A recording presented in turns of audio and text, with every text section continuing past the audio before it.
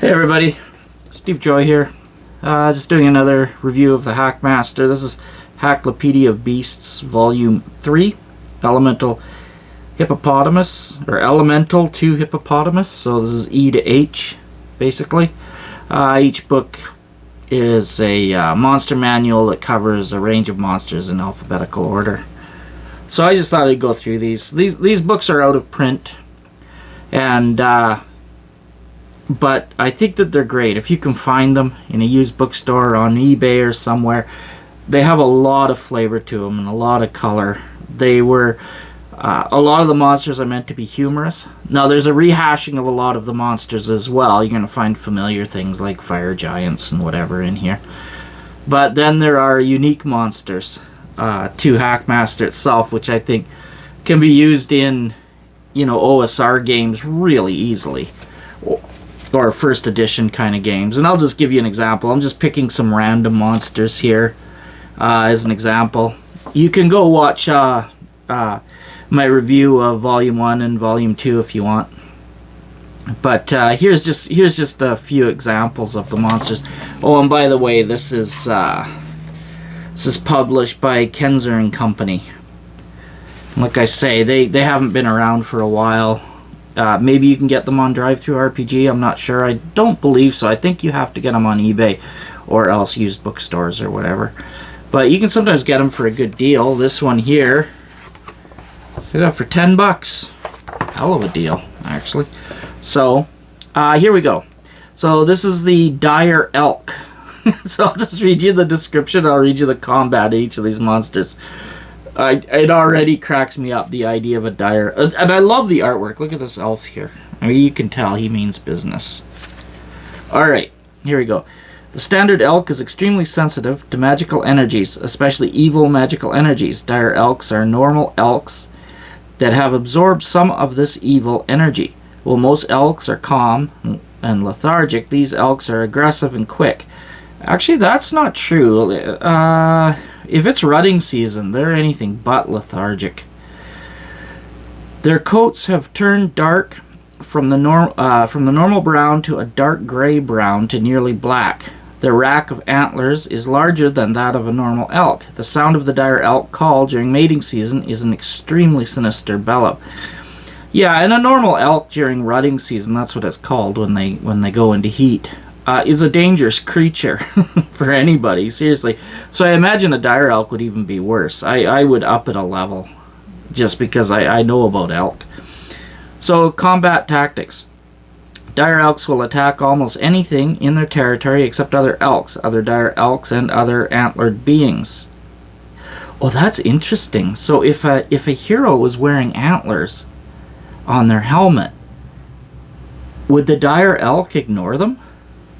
Oh, that's fun. This would be actually fun to enter into like if there was a member in your party that wore antlers, or perhaps a region is overwhelmed with dire elks and people have learned to wear antlers, and so you come into a town and everybody's wearing antlers on their head because they know the dire elks will ignore them. In fact, maybe the dire elks even wander through town once in a while. Everybody gets kind of nervous, but because they're wearing antlers, the dire elks ignore them. Oh my god, that would be so awesome. I really like that. They attack by charging with their spread of bony antlers. Dire elks need at least a 30-foot running start to attack effectively and suffer a +3 penalty to initiative rolls when doing so. Victim struck by a 2-hit roll of 20 becomes stuck on the antlers, and the beast can be thrown 3 to 24 feet for an additional 1 to 12 points of damage. If a dire elk does not have 30 feet of running space to charge, it can still gore with its antlers in melee, but it only does 2 to 6 points of damage when doing so. So that's interesting because the number... where are we here? The number appearing 1 to 6. Okay, so if they're in rut, which is kind of what they're indicating, that during mating season, extremely sinister bellow. But during rutting season, you would actually only run into one, because if two males get anywhere near each other, they're just going to start fighting. So the number appearing would have to be outside of the rutting season, I think. Am I getting too serious here? Entirely possible. I just know something about elk, right? So, but anyway, I love that idea of a town that everybody has to wear antlers or else they'll get attacked by these things, and these things wander through town once in a while. And what a great thing for some kind of evil, some maybe evil dwarves or something, or goblins or something could ride these things. Oh, that would be absolutely awesome. I think also that it would be interesting if there was maybe a magic pool around or something, or some graveyard or something that was sort of giving them this evil, or radiating this evil that the heroes could do something about to stop. I think that would be interesting too. Okay, let's go on to another creature here. What have we got here? Oh yeah, this one I picked out. The dire Firefly. Alright, so description. The dire Firefly is a forest-dwelling insect of unusual size, usually seen glowing sinisterly in the night. Their multifaceted eyes stare devilishly at anyone that meets their gaze. Alright. Dire Fireflies bite with their oversized mandibles for 1 to 2 points of damage. Once per turn, the Firefly's abdomen bursts forth a green bolt of electrical energy for 5 to 20 points of damage, half if a save versus wand is made.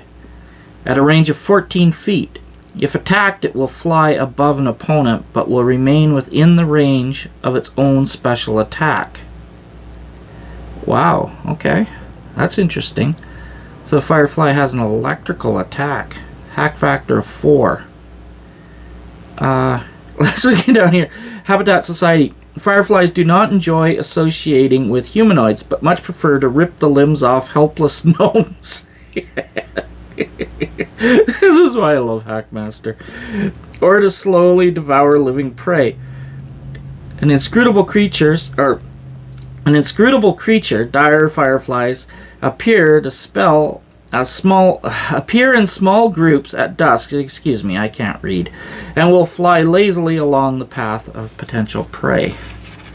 So they'll fly along a path, so you could encounter a bunch of these maybe after they feasted, or maybe if you've got enough wounded in your party, these things could attack, seeing an opportunity coming in to attack. Now the ripping off limbs, I kind of would want to add that as a critical hit. Kind of like if you're a gnome size or smaller and they get a critical hit, they tear off your arm, or they'll tear off a leg. I think I would use that because I really love that idea. You can tell I'm a mean-ass DM. But I do. I love that idea. I love OSR games. Alright, so I think I would add something like that. And then I would have them, yeah, if the party is suitably wounded, and then you make another, say Wandering Monsters check after an encounter, and the heroes are basically trying to go down the path as quickly as they can to town, you could roll dire fireflies to come at them. Of course, you might be heading towards a TPK. You got to be careful with that one. But still, it would be fun. And I'm sure the gnome players would be really happy. Alright. Which one did I... Oh, yeah, this one. Okay, so I'll move the book over here.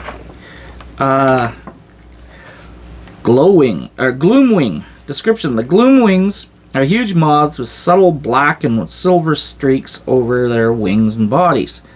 Their large feathered antennae are tipped with white, and their 8 legs are the color of pearl. Gloomwings are not often encountered near large sources of light or in spacious wardrobes of giants. Or in the spacious, okay. I really can't read. Okay, combat. Any victims that view the black and silver pattern on the moth's body from above must save versus magic or become confused as per the spell. That's interesting. The coloration also helps to hide the creature, allowing it to surprise opponents 5 times in 10. Okay, that would be 50%, so you could say that's 3 and 6, or 2 and 4, or... Anyway, 5 times in 10. What an odd way to way to do it. But anyway, okay, a Gloomwing will grasp anything smaller than a halfling, pulling it into the air to devour it. When not provided with an immediate target, the Gloomwing attacks emitting a pheromone on the second round and each round thereafter. The pheromone causes weakness in all non-insects save versus poison or lose 1 point of strength per round of exposure. The weakness wears off in 1 to 4 turns. Creatures that make their save once need not save again during the combat. The scent is 20% likely to attract 1 to 4 other Gloomwings to the area, and the victim must separate against each additional must save separately against each additional moth's pheromones. Oh wow. Okay, that's crazy. That's crazy. Gloomwings must save versus magic every round in the presence of continual light source or suffer from the effects of confusion spell. Gloomwings are predators. They must eat their weight in prey each day. Oh wow, so they're really ferocious. To maintain their health. They are often fatally attracted to bright lights, especially to bright lights in large settlements, where they are a frequent problem in Garwee's world. Okay, that's the name of the campaign world for this game. Alright, so this is awesome. I mean, Gloomwings, I think anything smaller than a halfling, so I would say babies are really threatened by these things. And you have a bunch of these come through a town, it would cause absolute chaos. People would be looking up in the sky, fearful. Perhaps large bonfires are lit or something to attract these things if they live nearby, because they would be terrible for a town. You'd have to black out your windows. There could be sayings about that, having to black out your windows to prevent the Gloomwings from taking your baby away. Ooh, nasty. Yeah, I like it. It would be an interesting encounter, particularly in a town. Trying to stop the baby snatchers, that's really frightening. Yeah, it shows it actually taking away a halfling. Maybe they can take away halflings. I thought it said anything smaller than a halfling. Anything smaller than a halfling. Well, it seems to be picking that halfling up, okay. Alright. This one's kind of disgusting. A Grisso Golem. These golems resemble crude statues of humanoids made from fat, tendons, ligaments, and other animal byproducts. They leave a slippery trail of congealing grease wherever they walk and can sometimes skate along flat surfaces at incredible speeds. On warm days, Grisso Golems exude distinct odor of spoiled meat and moldering fat. Gross. So in order for these things to be like any kind of a long-term threat, they would have to have some kind of protection done against them or on them against rotting and so forth, I would think. Otherwise, they wouldn't last very long in a dungeon or something. Grisso Golems will attack their opponents in a frenzy, moving rapidly from side to side, around and behind foes. After 3 rounds of fighting, the floor, unless unusually porous, will be slickly covered.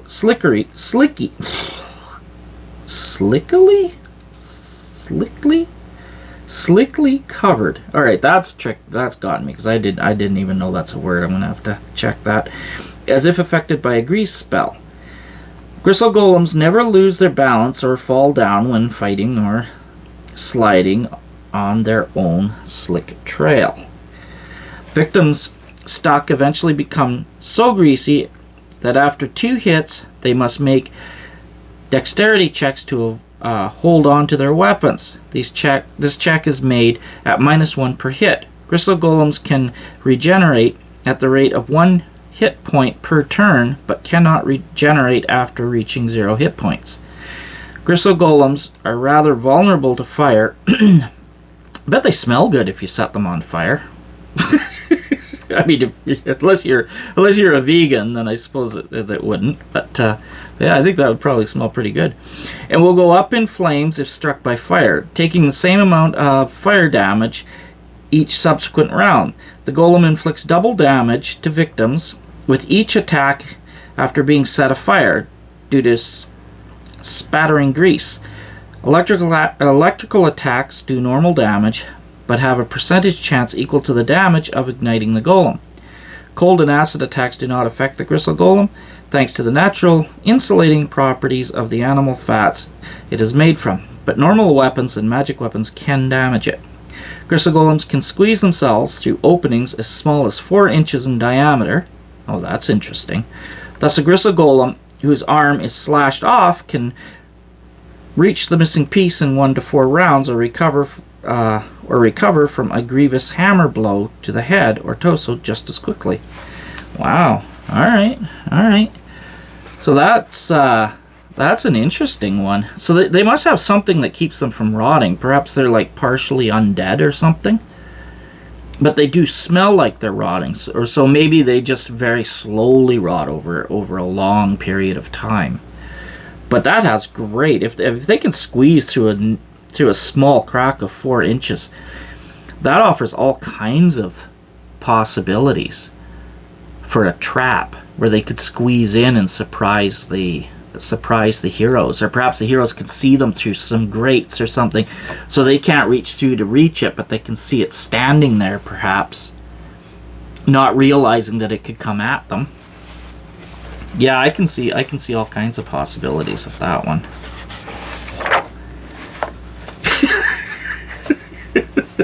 I love the artwork here. The arms being ripped off. This one? Alright, this is the Goremonger. Insatiable. So it's the Insatiable Goremonger. As you can tell, I love the art in this book. I love the humor. These reptilian scavengers are essentially bipeds with long leathery lizard bodies and tails. They walk with hunched over postures and often run on all 4 limbs. They have wide bony jaws filled with razor-sharp fangs. As their name suggests, insatiable goremongers are always overcome with hunger. Their primary motivation is the constant lust for decaying flesh. Oh, boy. Insatiable goremongers love nothing more than to feast upon carrion. They are not interested in combat unless it involves finishing off nearby helpless prey. Well, yeah, of course. You gotta always pick on the vulnerable. As long as an insatiable goremonger is eating, it is not a danger to any nearby creatures. However, as soon as it finished with its bloody meal, it will immediately seek a new target. Adventurers who abandon their fallen comrades to such a fate will have approximately 2 to 12 melee rounds to flee, depending on the size of the victim. Well, I'm a little confused here. If you're not injured, they're not going to come after you. They don't attack you. They look for carrion. So you have 2 to 12 melee rounds to flee, but then once they finish eating, would they chase after you? Why would they chase after you? They're not interested in living creatures unless they're wounded. Interesting. I guess if you're wounded, it gives you have 2 to 12 rounds. I don't know, that's a little strange. Insatiable goremongers will eat all types of carrion, no matter how rank or rotten. Alright. We just read about the Grisso Golem. I think Grisso Golems and insatiable goremongers would be natural enemies. It would be very tempting to set up some sort of scenario with these guys where clever players could lead them to each other and they would do the fighting for them. Oh, I'd give a huge experience bonus for that if people figured that out. Yes, that would be awesome. They have... Okay, I'll start over again. Insatiable goremongers will eat all types of carrion, no matter how rank or rotten it is. They have even been known to consume entire ghouls alive and attack creatures as powerful as mummies. An average insatiable goremonger can pick clean a crypt or morgue within a week. Wow. A pack of them can wreak terrible havoc in small towns when sources of carrion grow so scarce. Okay, so they will attack. They will attack living creatures if carrion is scarce. Alright. Insatiable goremongers with fresh kills often attempt to wait for the flesh to decay. But if there is no other food source, they will be driven by their hunger to eat the corpse anyway. Insatiable goremongers have been seen shoving carrion crawlers aside just to get a decaying foot or hand. Alright, I'm not such a terrible reader. A lot of it is I'm having trouble reading because of my glasses here not cooperating with me today. Very rarely an insatiable goremonger will become the leader of a roving pack of other goremongers. This requires a tremendous amount of restraint on the part of the dominant monger. The smaller goremongers bring it food in attempts to curry leader's favor. This situation is usually only possible during times of great war when corpses are plentiful. Ooh, yeah, that would be great. These would be attracted to after a big battle or something. That's a really good idea. Yeah, and them encountering the Grisso, the Grisso Golem, I think would be very interesting. Huh. Yeah, I can see all kinds of fun things with this thing. I like the idea. I like the idea of how they will attack undead. I could actually see a cleric or something, perhaps, yeah, a cleric or something, keeping these and having to feed them and care for them and keeping, you know, like 5, 6 of them. I guess it wouldn't be a cleric, it would be something else. But keeping them so that they could attack undead. So in an area where there's a lot of undead, these actually might be sort of kept, not so much as pets, but just something that you could use to defend. Perhaps a town could keep them in a stable, you know, say 10 of these or something, and when the undead attack, they could throw open the gates and these things would run out and start eating them. Although rounding them up, I don't know how you'd round them up again. That might be a little bit tough. But anyway, fun idea. There's got to be some way to figure that out. All right, so the next one again, wonderful artwork, right? Grappling Thrasher. Grappling Thrasher are muscle green humanoids made of algae. Often they trail algae in such a way as to appear dressed in ragged clothing. Sometimes they will also have leaves, twigs, and other rotting vegetation stuck on their bodies. Alright, that's interesting. Grappling Thrashers are immune to psionic attacks but can deliver a mind blast once per day. In most combat situations, they smash anything they can get their soggy fists on. Normal and +1 hacking weapons pass harmlessly through the creature, and even those of +2 or better enhancement inflict only half damage. Wow. Wow, that's tough. Yeah, hack factor 12, no doubt. Grappling Thrashers can also control up to 2 large trees within 10 feet, causing them to strike at victims for 1 to 10 points of damage per round. Casting part water or lower water upon a Grappling Thrasher inflicts 1 to 6 points of damage per level of the caster to these creatures. Wow, alright. I mean, that's just a neat monster. That's just a neat monster. I'm not sure. I mean, there are all kinds of scenarios that you could use that, I suppose. Alright. And this will be the final one. The Gutwaller Serpent. This guy's in trouble. Alright. Description. Gutwaller serpents are constrictor snakes of enormous size and strength. The entire species has been trained with the blood of a Nefarion, and they are all aggressive man-eaters that love to cause chaos and pain. Gutwaller serpents make horrible pets. Yeah, no shit. And will most definitely bite any hand that feeds them. Ooh, that's great. Combat and tactics. Gutwaller serpents attack with lightning speed, gaining +4 to initiative rolls. Victims must make a dexterity check if struck or have their arms pinned against their sides. Nice.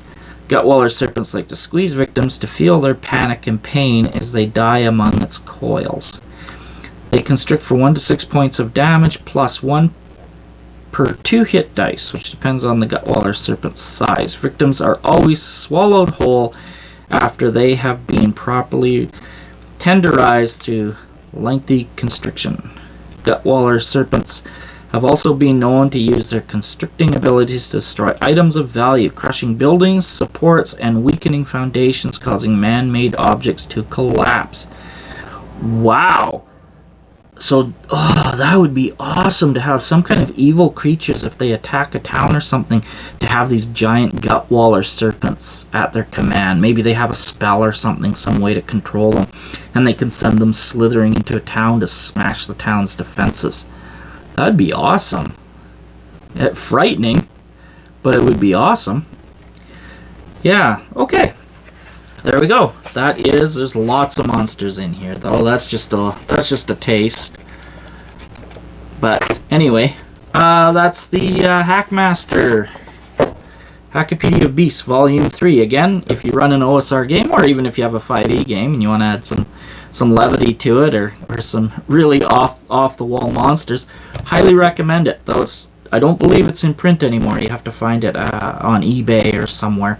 But I think it's well worth it. Alright, that's the end of my review. Thanks for watching. Please subscribe and leave a thumbs up. Or if you're watching me on Rumble, please leave a rumble if you like this video. And I will talk to you next time.